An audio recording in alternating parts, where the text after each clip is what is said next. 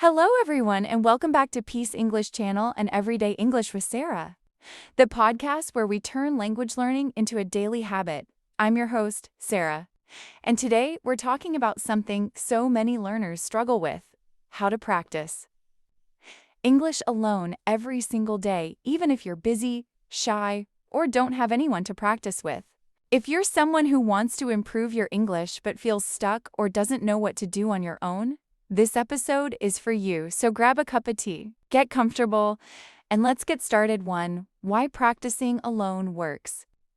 A lot of learners think they can't improve because they don't have a partner or a teacher to talk to. But here's the truth: most of your English improvement actually comes from what you do alone. When you practice alone, you control the time, you control the pace, you make mistakes without feeling embarrassed.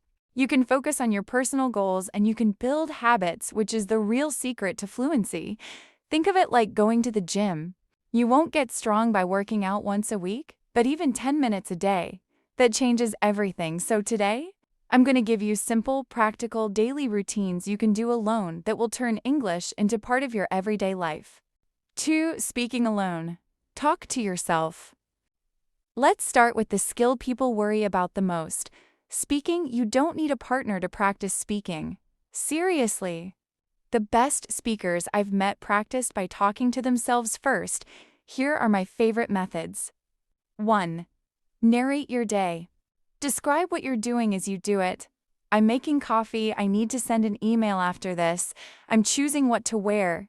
This builds automatic vocabulary, the kind you use in real life. 2. 1-minute speaking challenge. Set a timer for 1 minute. Choose a topic: your job, your hobby, a movie, your plans, and speak continuously until the timer stops as you improve. Increase it to 2 or 3 minutes. 3. Argue with yourself. This one is fun. Pick a statement like, social media is good for society, then argue for 1 minute and against for 1 minute. It's amazing practice for fluency and critical thinking. 4. Shadowing. Shadowing means listening to a native speaker and repeating exactly what they say. Immediately after they say it, try this with podcasts, YouTube videos, news clips, speeches. This improves pronunciation, rhythm, confidence, and natural flow. 3. Listening alone. Make it a habit. Listening is one of the easiest skills to practice alone, but many learners don't do it consistently. Let's change that. Here are simple ways to practice every day. 1. Micro-listening. Instead of listening to a long podcast, take just 10 to 20 seconds of audio. Listen, pause, repeat, imitate.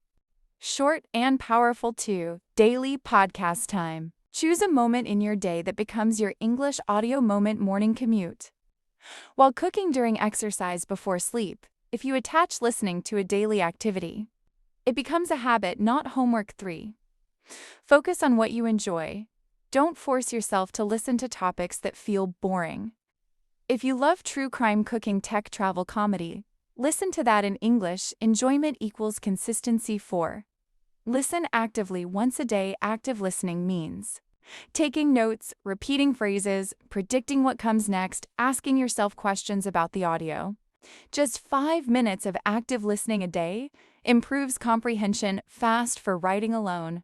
Short, simple, daily writing is one of the best ways to improve your grammar and vocabulary, and you can do it totally alone. Here are ideas. 1. Daily English journal. Write 3 to 5 sentences about your day. That's it. You can write about something you did, something you learned, something you felt, something you want. Short is fine. Just be consistent. 2. Write messages you will never send. Pretend you're messaging a friend, tell a story, describe your feelings, plan a trip, ask for advice. This helps you practice casual. Natural English. 3. Rewrite things. Take a paragraph from a book, news article, or podcast and rewrite it in your own words. This builds vocabulary and confidence. 4. Micro-writing in 1 minute. Write as many sentences as you can about a topic. No editing, just flow. 5. Reading alone. Fun. Fast. And consistent reading every day gives you exposure to natural English, teaches you vocabulary in context, and improves your writing, all at the same time. Here's how to make it easy one. Read something short every day.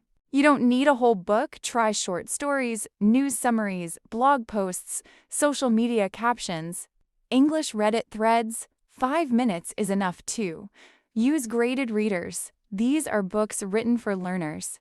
They match your level and are enjoyable, no frustration, no confusion. 3. Don't stop for every word if you don't understand one word. Keep reading. Focus on understanding the general meaning, not perfection. 4. Read out loud. This improves both reading and pronunciation. 6. Vocabulary alone. Learn smart. Not big vocabulary is not about learning many words. It's about learning the right words. Here are quick, effective methods. 1. Collect useful phrases instead of writing opportunity. Write, take an opportunity, miss an opportunity. A great opportunity phrases help you speak naturally too.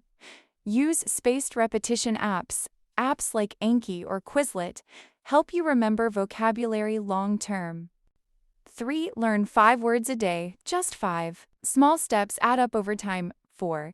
Use new words immediately. Make a sentence, say it out loud, use it in your journal.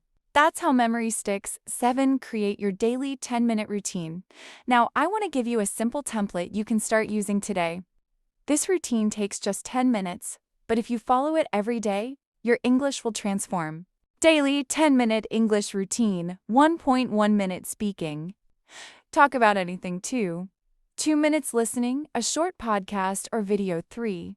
2 minutes reading, a paragraph or quick article. 4. 2 minutes writing, a short journal entry. 5. 3 minutes vocabulary review, 5 words or phrases. That's it. Easy, practical, powerful. If you do more, great. If not, 10 minutes is enough. Just don't skip a day. Thank you so much for spending time with me today. Remember, fluency doesn't happen in one giant moment. It happens in hundreds of tiny, daily steps. If you enjoyed today's episode and want more English tips, make sure to follow this podcast. And if you'd like a daily practice plan, lesson ideas, or a speaking challenge, just ask. I'm happy to help. This is Sarah, and I'll see you in the next episode. Keep practicing, keep growing, and keep speaking, even when you're alone.